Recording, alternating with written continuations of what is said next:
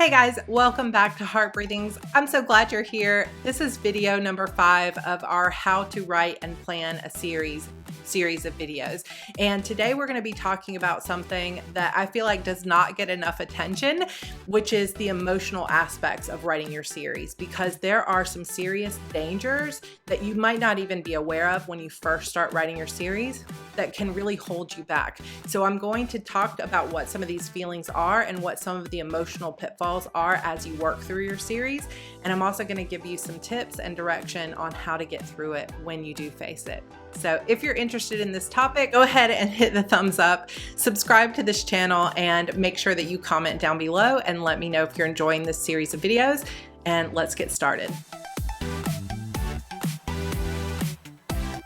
Writing of any kind can bring up self-doubt and all kinds of emotional issues because it is a very vulnerable thing to basically pour a piece of yourself and your experience and your imperfect, viewpoints and everything else onto the page for other people to judge. But that's exactly what they do. They write reviews, they tell other people, they buy or fail to buy your next book, they message you, and all of these things begin happening once you start publishing. If you are publishing a standalone book, you spend your time writing that book, you're emotionally invested in it, but once it's published, you can go on to write different series, different characters, a different genre if you'd like. The unique thing that happens when you decide to take on a series, however, is that you're making a commitment and you're saying, I am going to commit to writing this person's story or this town's story or this group of people for an extended period of time in my life. And of course, that is going to vary for everybody who's watching this video. Some people will say, I'm going to write a trilogy and it'll be drafted and done in 2 months. But for most of us, we're going to be saying, I commit to this series, and we're going to be spending a year, or heck, to be honest, I have spent 10 years writing a series and I am still 2 books away from finishing it. So you might be dedicating yourself to the next 10 years of writing in a single story world and building a single magic system or building a single set of characters or writing in one person's point of view for the next decade of your life. So the level of commitment might vary, but some of the emotional aspects or pitfalls that you're going to face are going to be pretty universal. So let's talk about some of these things that you're going to face and how to get over them when they do appear. Obviously, self-doubt is one of the biggest ones, and you're going to face that no matter what you're writing, standalone, nonfiction, fiction, whatever it is. But for some reason, when you're writing a series, that level of self-doubt can often be amplified. And the reason I believe that happens is because you're not just creating this one package of thing, putting it out into the world, and then starting fresh. You're actually building upon the previous thing. And as you begin to build, the anxiety and the pressure builds as well. So you might be thinking things like, am I really writing something unique enough? Is my story big enough? Am I good enough? How many people are buying my books? Maybe that's not enough. Am I doing well? I don't know.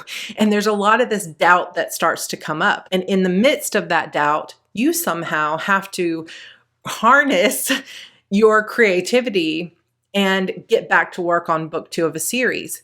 And most of the time, now this isn't true for all types of series, but it's definitely true with a dynamic series, is that the second book, the third book, the fourth book, they just get harder and harder as you go because the story gets more complex, the world gets bigger, and every book is building upon this foundation. So by the time you get to book 4 or 5, you've got like 300,000 words worth of character arc that you're building on. And so you have to up the stakes. You have to make it better. You have to make it flashier. You have to make the twists even better. And that can really amplify your self-doubt. If you're writing a romance series, you might get a little bit of that fresh start because you've got a new couple every time, but maybe you're facing pressures of, it's got to be a little bit sexier. I've got to make the conflict even better. People are really loving these brothers, so this next brother really has to be like the best character arc out of all of them. People have been waiting for his story the whole time. I have to live up to the hype. So every type of series has its own unique challenges because every book adds a little bit more expectation and a little bit more pressure on how good that book needs to be. And you might be facing a couple of different types of pressure, because on one hand, your series might not be selling very well at all. So now you've got the pressure of, oh my gosh, I have put so much time and money and energy into this series, and I'm on book 2 or 3, and I'm not seeing the type of return I want to see. So then the self-doubt starts to creep in of, is this going to be worth it? Am I going to make enough money? Am I going to be able to continue to write? Am I ever going to be a full-time author? And all of those little things will start going off in your head. And the more books you write without seeing the return you want, the louder those voices are going to get in your head. And that is going to make it even harder to keep writing, to keep working on that, and to keep committing. However, I could not even tell you the number of authors I know that they didn't start selling a good deal of books in their series until they were on book 4 or 5 or 6, or even one author I know was barely making any money until she hit book 7 in her series. And that's when it really started to take off. And after that, she made over $1 million on that series. But when she was around book 3 or 4, she was not seeing a lot of sales, and she almost gave up. She almost quit because it was so difficult to imagine, why is she putting all of this time and energy into a series that isn't selling at the rate she wants it to sell? But if she had given up, think of what she might have lost in terms of number of fans. And, sometimes it's a gradual build when you're writing in indie publishing. So just be aware that you might have to push through that self-doubt to get to the moment where it does become worth it. Or even just to get to the point where you have gained enough knowledge and skill that you're ready to start over.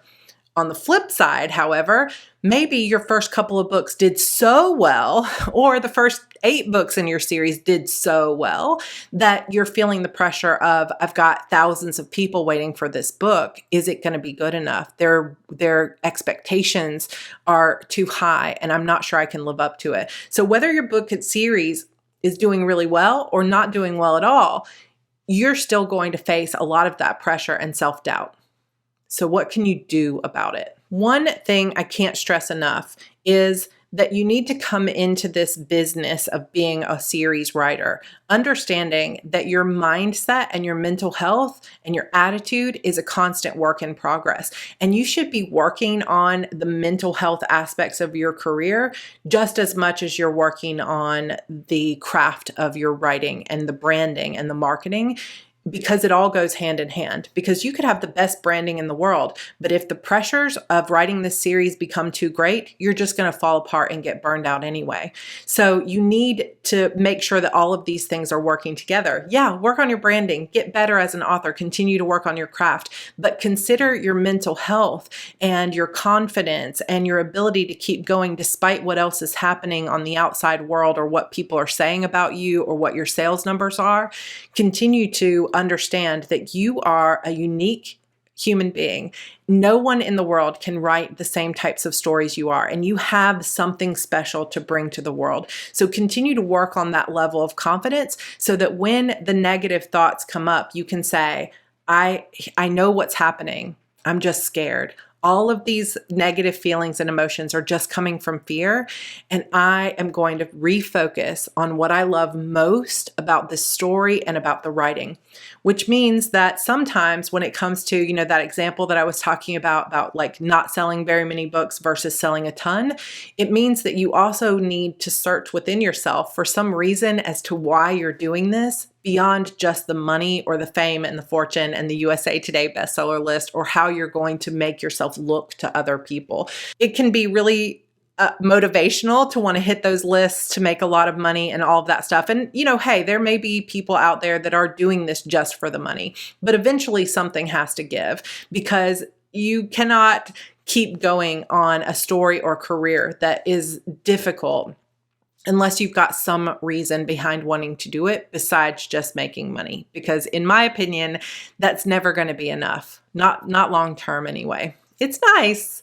but it's not enough, because the pressures will continue to build, including the financial pressures on your series, by the way. Another side to the coin of self-doubt is comparison. So this is another thing that you might find yourself starting to do more and more the further you get into writing your series, because now instead of just having one book to compare to all these other writers, you have a body of work that you're comparing to someone else's body of work or many other people's bodies of work.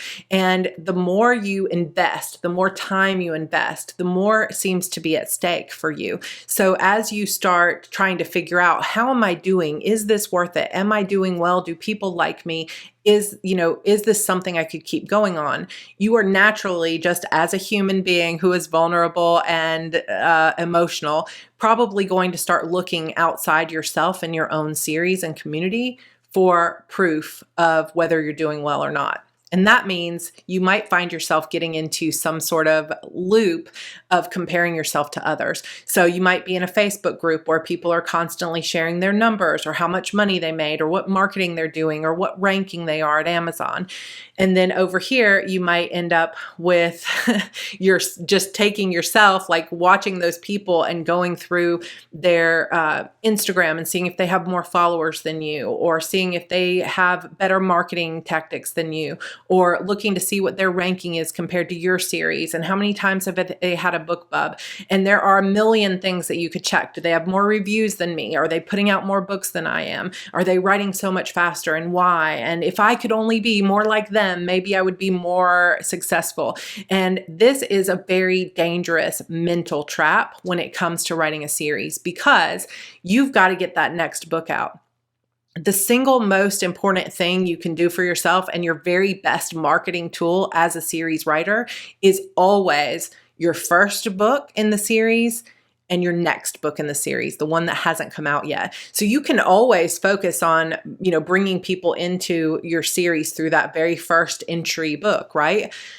But your best marketing tool is that next book. And if you are so caught up in the mental trap of comparing yourself to other people, and really what that is looking for proof that you're not good enough, if you're constantly looking for that proof that you're not good enough and wanting those numbers to be higher and wondering why you're not good enough and looking, allowing and indulging yourself in that negative, like self-talk, then you're not writing that next book. And you're going to naturally be less successful than you could have been because you're taking so much time putting your energy into comparing and self-doubt and negative talk. So one of the best things that you can do for yourself is pay attention to whether you're starting to engage in some of those comparison loops. Are you checking other people's reviews? Are you looking at other people's rankings? Are you, comparing your branding to other people? And are you spending a considerable amount of time in Facebook groups or author communities where you're comparing yourself to other people's numbers, or beating yourself up over the fact that maybe your numbers aren't as good as someone else? Because if you start engaging in those types of activities quite often, you might even just not even realize how addicted you're getting to those behaviors and to that negativity. Because in a way, sometimes beating ourselves up or procrastinating or telling ourselves that we're not good enough is a way of avoiding the act of putting ourselves out there. It's almost like a comfort zone. That comparison can feel like a security blanket, even though it's like an itchy blanket that like just stinks. It's something that we sometimes will wrap around ourselves because we're so scared of how we measure up. We're so scared of putting ourselves out there and actually finding success. So we just continue with that behavior. So one thing that you can do to counteract that, and my biggest tip for you when it comes to this, is to be very mindful about your behaviors. Who are you hanging out with online? What types of activities are you doing? Why are you going and looking at what everybody else is doing? It's great to get inspiration from other people, but when you start to see that it's a way to compare yourself to others, you've got to stop it right away, because it is going to lead you into a dark valley of no return. And it is a very dangerous place to allow yourself to be. be. And especially when you're writing a series of books, you need to keep going. You need to keep that energy going in a positive direction, because as we're going to talk about in this video, there are a lot of other obstacles that you're going to face, and you cannot afford for comparison to be one of them. Okay, so let's talk about another emotional aspect of series writing, and that is, it sometimes is the child of self-doubt, but that is shiny object syndrome.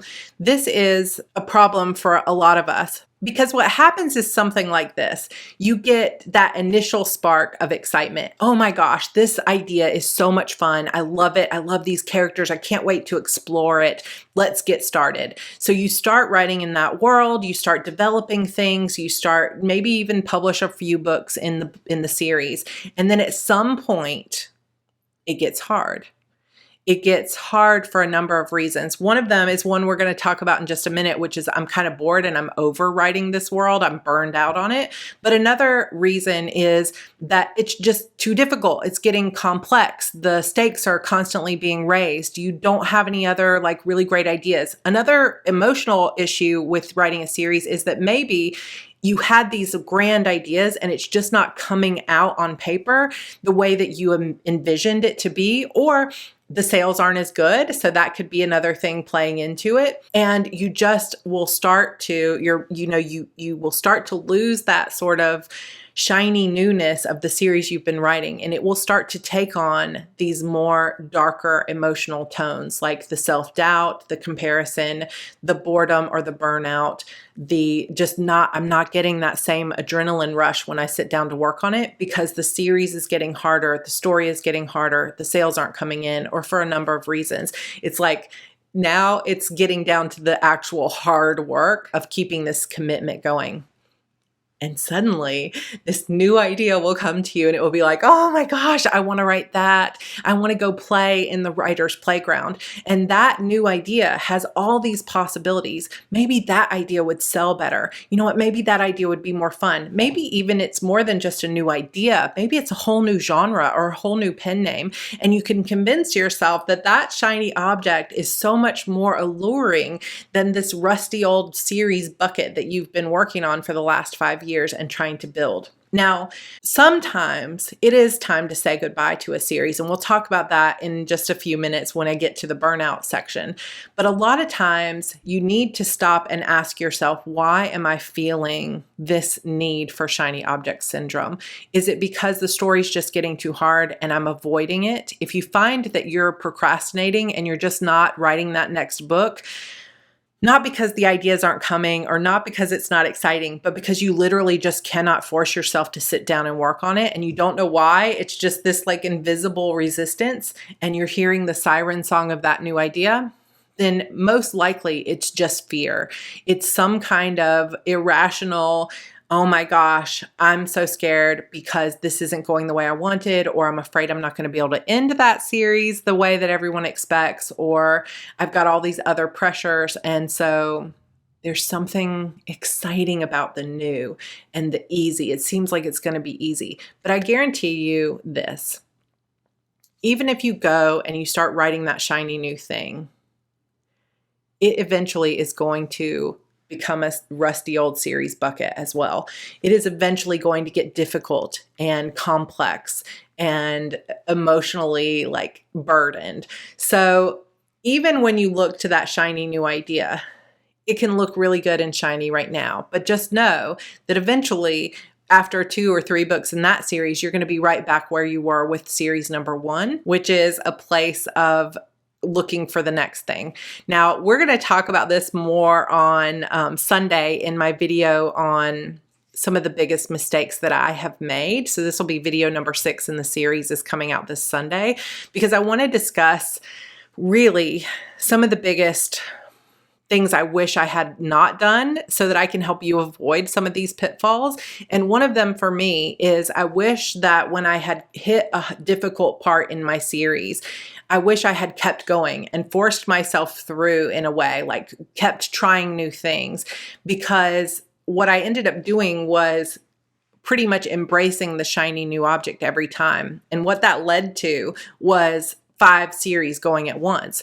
And as someone who is not a super, super crazy fast writer, that meant I could at most write 1 book in each series a year. And then that meant everything was going slower than it should. And I've got that pressure that you feel that I'm talking about for that 1 series multiplied by 5. And so even though I was like having fun with the shiny new idea, eventually just became super, super heavy. I don't know if I'm explaining that really well because it's something from my own experience, but just know that you're going to emotionally face this challenge of this current series that I'm writing is really hard, or I'm tired of it, or it's just not as exciting as it used to be. And then this magical new idea that is really shiny and exciting is going to come to you. And most of the time, it is just your fear talking. It is just this need for the adrenaline and for the newness of the story, but it is also something that is going to probably cause you more harm than good. And this is something you'll have to decide on an individual level, whether or not it's a good time to embrace the shiny new idea because you need the like sort of adrenaline shot of something new, or if you need to just really keep working. And I can't really tell you what to do because it's very personal, whether or not you should go for the shiny new idea. But one piece of advice that I would like to give you is this: instead of just in the moment thinking, this is what I need to do is write this new idea, I desperately need it right now, I need this new feeling, is actually sit down and think about, how does this play out 6 months from now? How does this play out a year from now? And really look at how you're going to incorporate this shiny new idea, especially if it's a new series idea, into your overall writing schedule. If I had done this, I could have saved myself a lot of time and heartache. But it's more than just the allure of that new idea. You have to figure out, how are you going to weave that new idea in to your overall publishing strategy? And if it's going to hurt you more than it will help you, then something you might consider is indulging in a shiny new idea like a novella or a short story, just something to get you writing again, that makes you excited again, that isn't such a huge commitment of like, now I'm going to take on another 5-book series in addition to my 5 other long series that are happening. Yeah, I have made some mistakes. Okay, a few more to address. One is, I can't do this anymore, it's too complex. This is a practical problem as well as an emotional problem, but sometimes it's really just fear. And so if you are writing a longer series, in particular, if you're writing a longer series that builds with each book like a dynamic series like we've talked about, it's possible that you will hit a point where you have written yourself into a corner, where the character arcs have nowhere to go, where you just can't figure out how they're going to beat this villain because he's too powerful, or your magic system wasn't built properly. Because as much as we would love for our ideas to come to us perfectly formed and for us to make all the right choices and be this omniscient writer person who's like perfect, we're going to probably make mistakes. And as you're building a series, especially if it's your first series, you're going to probably do things that you wish you hadn't done. And now that they're out there, it's very difficult to change them, especially when it comes to plot points. So there have been a couple of times in my Shadow Demon saga where I've written something and then gone back and been like, oh my gosh, why did I do that? Because I hadn't plotted far enough ahead. I'm realizing, oh my gosh, this doesn't work for my story, but I can't go back and have 10,000 people that already read it reread it. So I have to keep the story and the plot line, whatever happened is what happened. That is the truth of my series now. So that has caused delays in my writing because I've had to figure out a way around it. So if you can plot ahead as much as possible so that you're thinking through every book before you publish it, and where is this storyline going? Why am I writing it this way? That might save you some problems. But sometimes you're just going to have things that you realize after the fact that were mistakes. So how do you handle that emotionally when you start to get this feeling of, I can't do this anymore. This is getting too complex. It's too hard. What have I gotten myself into? Well, the biggest advice that I have for you is to continue to to learn, to study the craft and the art of writing so that you do get better. Plus, when you hit some of those walls, the best thing you can do is dive right back into a really good craft book, because those writers are going to guide you through the plot and you're going to maybe spark some new ideas. Another thing that you can do when you feel like I just can't do this, it's too complex, is to go back. If you did use that series workbook that I gave you guys a couple of weeks ago and you wrote out like your favorite genres and other things that inspire you, go back and watch those movies, read those books, and just open your mind to the possibilities of what you need to do in your series. But mostly, my biggest advice to you when you feel stuck or you feel like it's gotten too hard is don't procrastinate and avoid thinking about your series. Instead, get into action. Read the book, watch your inspiring movies, start talking to somebody else about it, start writing the book even if you know the story is crap and you made a big mistake, because the worst thing you can do is to just be like frozen. It's too hard. I've made these mistakes. I'm going to just like go into my closet and like never touch this story again, because you're going to regret it. And the faster you can get into action and start dealing with whatever complexities or problems are there, the better it's going to be. And it might be painful because you're going to want to procrastinate. You're going to want to avoid that work as much as possible. But if your story is feeling too complex, you've got to rise to meet the challenge. You can either find a way to simplify the story in some way, like, oh, well, why don't I just do this? Or you can start talking through the idea with someone else, or you can rise to the challenge and increase your own skill and just get better as a writer.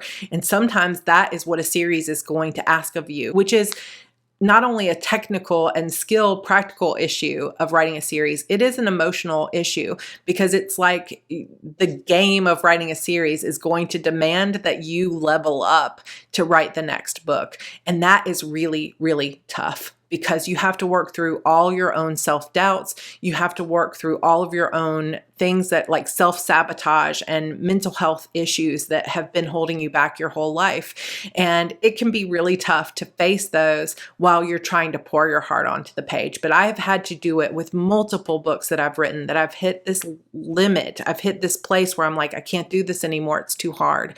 And instead of giving up, I have had to look it straight in the face and say, okay, book, you're giving me trouble, but I am going to conquer this one way or another. Right now, I'm facing this with book 3 in my Eternal Sorrow series. I have been working on this book for years, and I've just had such a struggle. And what I have learned myself right now over the past couple of weeks is that the more I avoid it, the more stressed I become and the more I want to avoid it. So the only thing that has been helping me is to get into action. I created a big outlining wall so that I can see it. I got excited by using like colored Post-it notes and colored pens, and I reread the books and I started making notes.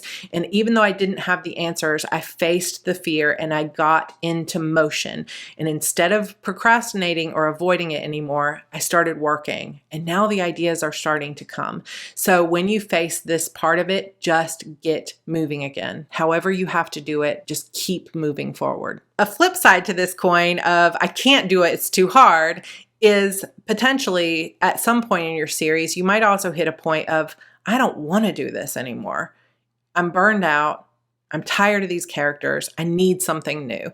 And this is what I was talking about earlier with the shiny object syndrome, is like sometimes your soul is actually calling for you to do something different because you've kind of tapped yourself out with this particular story world and you just need to refill your creative well before you can get back to it or before you can, breathe new life into that series. So that's why I'm saying it's a very personal thing, but this is why it's also important to get to know yourself even better throughout the process of being a writer and to always be working on your mental health so that you can understand the difference between when you just need to refill your creative well and you're just burned out, and when a story is getting too hard and that's why you're avoiding it, or when a story is really just done and you're just done with it. Like you've told your share of it. You're tired of these brothers. You're tired of this small town. This detective has solved his last case and now it is time to put it to an end. Some of the emotional issues with that are as follows. One, what you might face is that your series is doing so incredibly well that even though you are emotionally done with it, it is also providing the majority of your income. This can be really, really tricky on an emotional level as well as a financial level, because what if the next thing you write doesn't do as well, or it takes you 5 years to build that new series up? This is a real issue, and these are real fears. But what kind of cost is it going to have to you personally to continue writing a series you're just done with? And I think that we all, as readers, could point to series where we can tell the author was just, their heart wasn't in it anymore, and it lost some of the magic that it had in the beginning. And that is heartbreaking as a reader.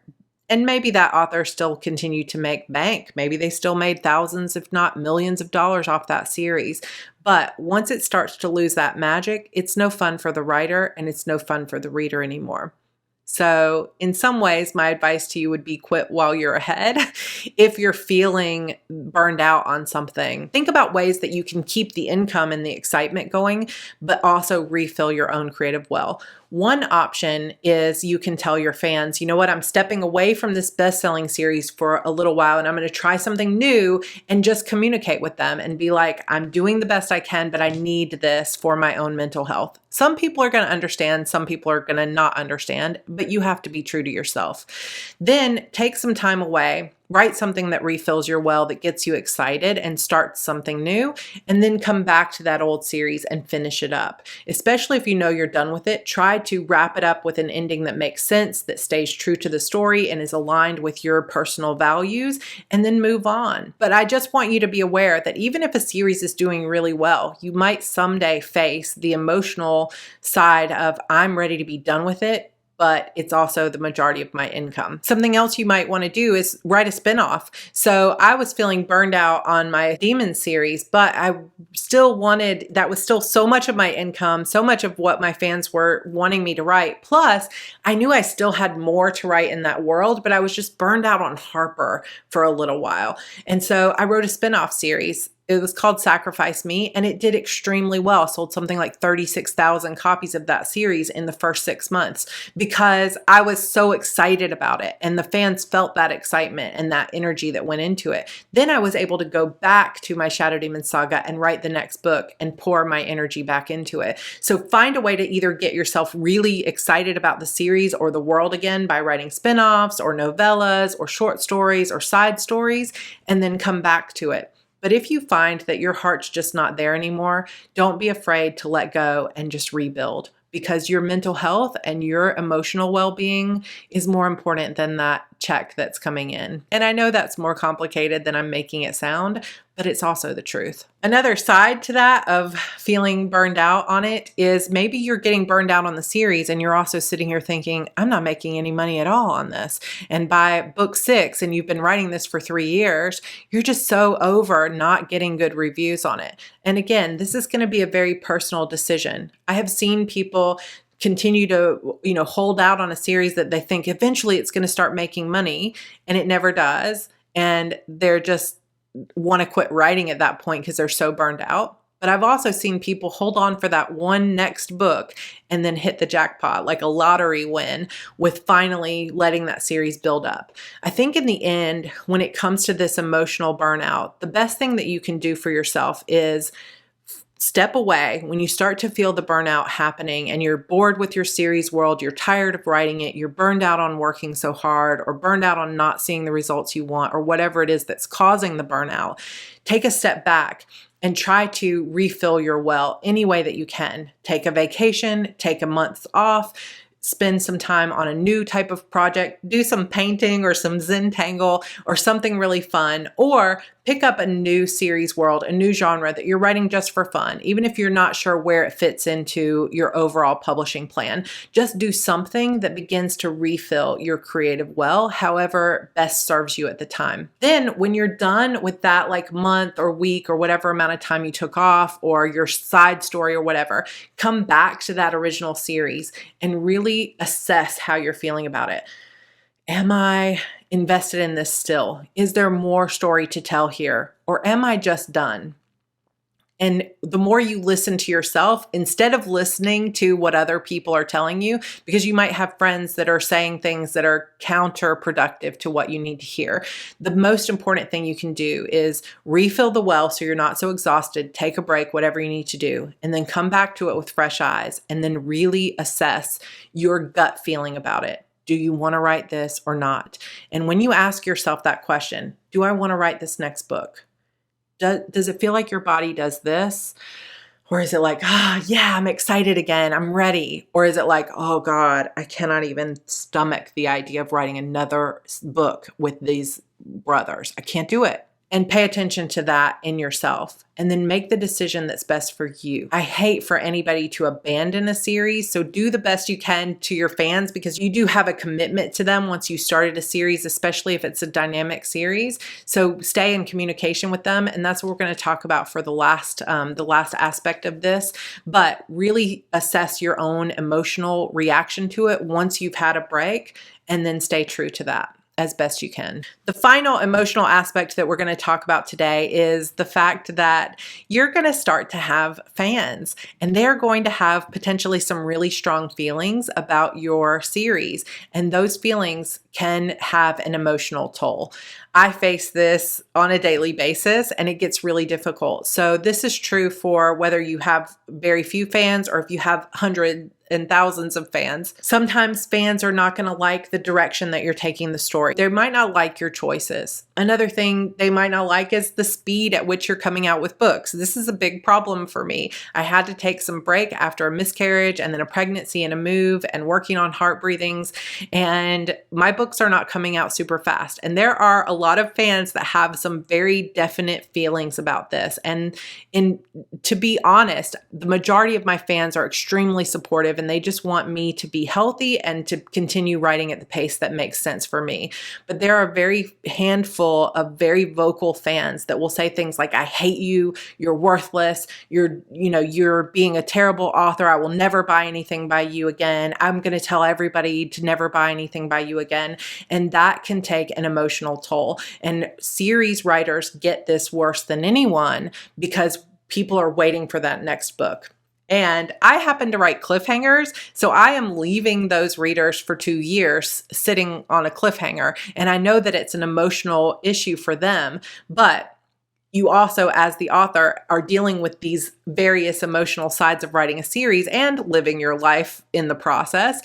And when you start to get this negative feedback and even strong words hurled at you for how fast or slow you're going on your series, that can take an emotional toll. Another part of the fan side of it is that sometimes you're going to have a series that is so popular that that's the only thing your fans want from you. And I know that I've come across a lot of friends of mine that have this issue where it's like they have this one best-selling series, but they cannot get their fans to buy into this next series or this other genre or this next thing they're writing. And all their fans ever ask them is, when are you going to write more Harper and Jackson? When are you going to write this next couple? How about you write the kids of these couples that I really love? And there will be a lot of emotional things tied in there, especially if you as the author decided you were very done with this series, you were burned out on it, you didn't want to write it anymore, and yet you constantly continue to receive emails about, why aren't you writing more in this? I want to hear this. Why don't you do this? Write this, write this. And it can start to feel really difficult. And the anxiety that can build within you when you don't feel like you're living up to your fans' expectations can be crippling. One thing that you can do is communicate with your fans. This has helped me a lot, and this might depend on your personality and how open you want to be, but I am happy with the results every time I go on my blog or I go on YouTube or Instagram stories or newsletter, and I tell my fans, look, here's what I'm going through emotionally. This is what I'm working on next. This is why I've had problems. I am just being upfront with you. Here's what you can expect. And a lot of fans really appreciate that. They just want some kind of update instead of just like avoiding them forever. Because for a long time, I was so scared of negative feedback that I just wouldn't communicate with my fans. And I personally have found, for me, the more open I am with my communication, the more authentic and sincere I am about what I'm going through or how I'm feeling, the better the response from fans. Another thing on the flip side that you can do though is you can also limit people's access directly to you. So that might mean you have someone else screening your emails so that you don't see those nasty messages. Those just get deleted. You have someone else screening your comments on your Facebook page or your blog, or you have someone screening replies to your newsletter. And you're not checking your reviews, okay? So maybe you don't want to read your reviews for a while if you're getting some negative feedback from fans. And sometimes when you limit that access and you kind of build a little bubble around yourself, you can communicate to them, but just don't let them communicate to you without some kind of filter so that you're not seeing those really nasty messages. Because the truth is, all it's going to do is add anxiety to your life, and it's not going to help you. Nobody who's telling you that they hate you and you're not writing fast enough is going to help you. Their feedback is not something you need to hear. And the other thing that I would say that is the best thing that has worked for me when it comes to feeling like you've got a lot of pressure and demand from fans is to always go back to gratitude and to understand that the fans that are unhappy with what you're doing are usually a vocal minority. And that if you really look at the overall of your sales, your reviews, your community, the people in your groups, the people that are following your newsletter, the majority of them love what you're doing. And as long as you stay true to your own joy and your own excitement for the story, and you follow the path that you see in your head as the writer and creator, then you're doing the right thing. And you can't please everybody. None of us are going to please every single reader. You'd be reaching for some level of perfection that is unattainable. And instead, you can just follow your own joy and be true to the story in the best way you know how. And that is just going to have to be enough. In the end, one of the best things that I have found to help me with the emotional aspects of writing a series, but over the course of the last decade of my publishing career, is when I start to notice that I've got these negative thoughts and I'm procrastinating and I'm really letting it get to me, is to remind myself of three things. One, that it's okay to take a step back and to stop listening to outside feedback. That it's okay to step back, refill my well, get excited about the story again, and do what I need to do to be mentally stable and okay with what's going on with my series, my sales, and my life in general. It's not going to ruin your career. You're not going to miss out on having a great career for the rest of your life because you took a month off or even a year off. If you need it, and that's the only way you're going to continue to produce in the future, take the time that you need. It's okay. Number two, reminding myself that I'm going to get better at this. Asking myself to be perfect is impossible and unattainable. But as long as I'm committed to putting my best foot forward, then I am going to be okay. There is no catastrophe that is going to befall me if this story is not 20 times better than the previous one. You just need to keep writing and get into motion. Whenever you start to feel those negative self-doubt start to take over, stop procrastinating, get into action and get moving, because the only way you're going to learn and get better is if you continue to write. And so that's something I always remember. And if possible, bring yourself back to that little kernel and spark of joy. This is why dragonflies are so important to me. If you want to watch that video, I'll link it for you down below. But dragonflies are important to me because it's like a spirit animal reminder that I should always be focused on my own joy. And instead of listening to what everybody else is saying, or even what my own brain is saying to me, as long as I get back to that place of joy, everything's going to work out and it's all going to be okay. And the third thing that I'm constantly trying to remind myself of is that while I may not be perfect, I am unique and I have a special perspective, a special way with words, my own voice, my own creativity that nobody else in the entire world has access to. I am the only person who can tell these stories exactly the way that I can tell them. And so when I start to face self-doubt, comparison, my sales aren't big enough, I'm burned out, or any of these other emotional pitfalls or dangers, I try to bring myself back to this place of confidence where I say, I may not be perfect. I'm certainly not the best writer that ever lived, but I am unique. I am valuable. And I do have something to contribute. So just remind yourself of that too, because it's just as true for you as it is for me, as it is for every single person who is willing to take the time to put their heart to paper, because you have a unique perspective. You have a unique voice. Even though it may feel like, oh, other people have written this genre before, no one has ever written it the way that you can write it. So if you don't put that out into the world, no one ever will, and the world will miss out on that thing. So don't allow self-doubt to get you down, because you're unique and you're special and you are worthy of this amazing career. All right, you guys, I hope this video has helped you. I hope that you'll come back and watch it when you do face these things on your own, because these are things that are normal. These are doubts that we all face. And I could really talk about this even more. So maybe I'll do a part 2 of this video a little bit down the road, but I hope you found it helpful. Let me know down in the comments which one of these you have faced yourself, and if you have any other tips for the community of how you've gotten over them in the past. Also, if this sort of teaching and understanding the mental health aspect of writing, as well as the planning and marketing and branding, really interests you and resonates with you, I really hope that you'll consider coming to join my Publish and Thrive course. It opens on Monday, so we've only got 4 days left to sign up, and I only offer this a couple of times a year. So this will be the last time I offer it in 2020, but this is a comprehensive course that really walks you through all the fundamentals, not only of how to get your books out in the world in terms of what types of bank accounts and business do you need to have set up, how do you upload, how do you start these accounts, how do you get copyright, how do you get book covers. I'm going to answer all those questions, but also the emotional side of this, of how do I navigate the feelings that I'm going to feel as I go through this indie career. And I'm going to become your partner in this whole thing, as well as you'll join a great community of more than 400 other authors who are in this boat with you and are going to help see you through and encourage you along the way.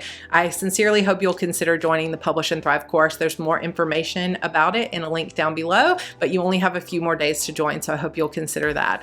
All right, you guys, I will see you this weekend with a very vulnerable discussion of my worst mistakes that I have made so far when it comes to writing my series. So I hope that you'll subscribe, hit the thumbs up button, and I will see you in Sunday's video.